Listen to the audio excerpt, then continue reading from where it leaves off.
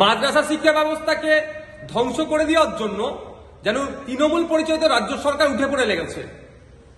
পর্যাপ্ত পরিমাণে শিক্ষক নাই, শূন্যপদ পূরণ হচ্ছে না, শিক্ষাকর্মী নাই, আনুষঙ্গিক যেগুলো আছে পরিকাঠামোকে পুরো পুরো ধ্বংস করে দিচ্ছে।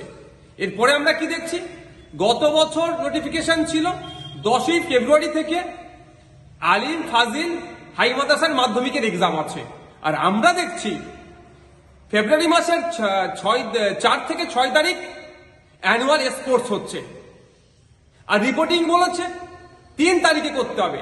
যারা উত্তরবঙ্গ শিলিগুড়ি থেকে যারা আসবেন মাদ্রাসা যে সমস্ত বাচ্চারা এই অ্যানুয়াল স্পোর্টসে রাজ্য স্তরে পার্টিসিপেট করতে, তাদেরকে 2 তারিখ বার হতে হবে। তারা কখন 2 তারিখে বার হবে, 4 তারিখ 6 তারিখ পর্যন্ত স্পোর্টস হবে, বাড়ি ফিরে যেতে 8 তারিখ লাগবে কম বেশি। আর তারা পরীক্ষা আবার তাদের কারো 10 তারিখ থেকে আরো মাধ্যমিক দেবে, কারো উচ্চ মাধ্যমিক দেবে। কারা এগুলো করে, কি পরিকল্পনা এতে আছে?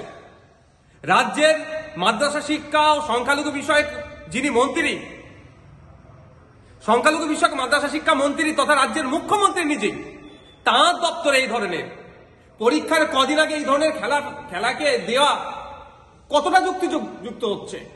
সুকৌশলে এদেরকে আরো ধ্বংসের দিকে ঠেলে দেওয়া হচ্ছে। এমনি শিক্ষা ব্যবস্থা মাদ্রাসাকে ধ্বংস করে দিয়েছে। নিজস্ব প্রচেষ্টায়, নিজেদের প্রচেষ্টায় ছাত্রছাত্রীরা যা একটু পড়াশোনা করছে এই খেলাতে মাতিয়ে রেখে তাদেরকে ধ্বংস করে দিতে চাইছে। হয় অনেক ছাত্রছাত্রী খেলাতে পার্টিসিপেট করবে না, আর অন্যথায় যারা পার্টিসিপেট করবেন তারা প্রিপারেশনে এক্সামের ক্ষেত্রে তাদের সমস্যা হবে। আমি ধিক্কার নিন্দা জানাচ্ছি। অবিলম্বে সংখ্যালঘু বিষয়ক ও মাদ্রাসা শিক্ষামন্ত্রী তথা রাজ্যের মুখ্যমন্ত্রী মমতা ব্যানার্জির কাছে আমার অনুরোধ, এই ডেটকে পোস্টপোন করা হোক।